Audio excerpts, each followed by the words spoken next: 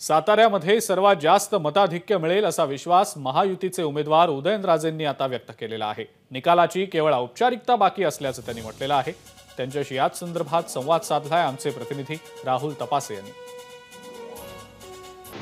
निवडणुकीच्या प्रचाराचे अवघे काही तास उरले असताना आपल्या सोबत आहेत उदयनराजे भोसले।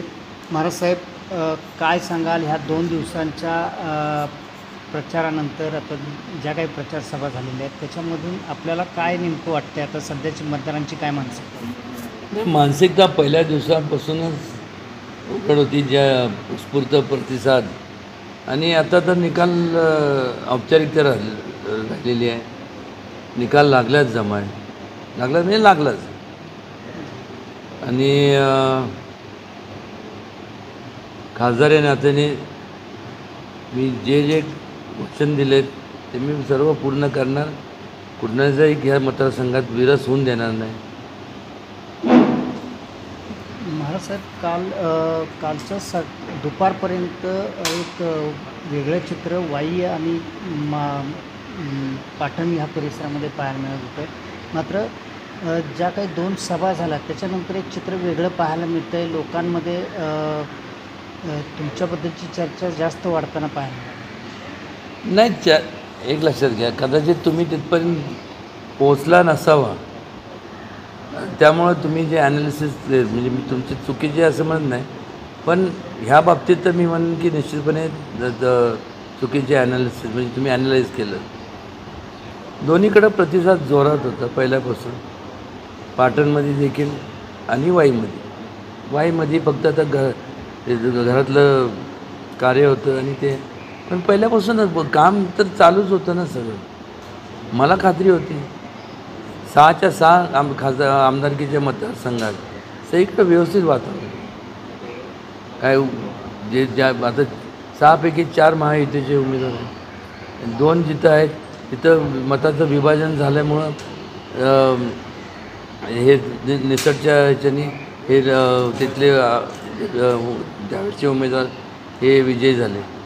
ह्या खासदारकीची निवडणूक तिचा निकाल लागलाच आहे आमच्या बाजूने, लोकांनी लावला आहे। मी ओव्हर कॉन्फिडन्सने बोलत नाही, कारण की म्हणजे काय संकेत असतात, जेव्हा आपण जातो जर रिस्पॉन्स मिळणार, रिस्पॉन्स सगळे गावच्या गाव गोळा होतात, तिथं जातो लोक एक आशेने बघतात, तसं नसतं। तर मी एवढं म्हणजे एवढं कॉन्फिडेंटली मी असं वक्तव्य केलं नसतं। महाराज साहेब, अंदाजे किती मताच्या फरकाने आपण निवडून यायला असं तुमचं म्हणणं? माझं तर म्हणणं आहे की 1 सायडेड असल्यामुळं महाराष्ट्रात सगळ्यात लीडनी, सगळ्यात मोठं लीड असतं, काय हरकत नाही। महाराष्ट्रातलं सगळ्यात मोठं लीड असेल? हो, निश्चित। महाराज साहेब, ज्या काही सभा विरोधकांच्या झालेल्या आहेत त्याच्यामध्ये तुमच्यावर टीका करताना कुठं भ्रष्टाचाराची टीका करू शकले नाही, मात्र विरोधकांवरती भ्रष्टाचाराचे टीका होती। त्यांनी केला म्हणून टीका होती, मी केलं नाही म्हणून टीका होणार नाही, सोपं आहे ना। विरोधक म्हणतात मी भ्रष्टाचार केलेला नाही, हे सगळं षडयंत्र आहे, भाजपचं षडयंत्र आहे असं काही। तुम्ही केला नाही ना,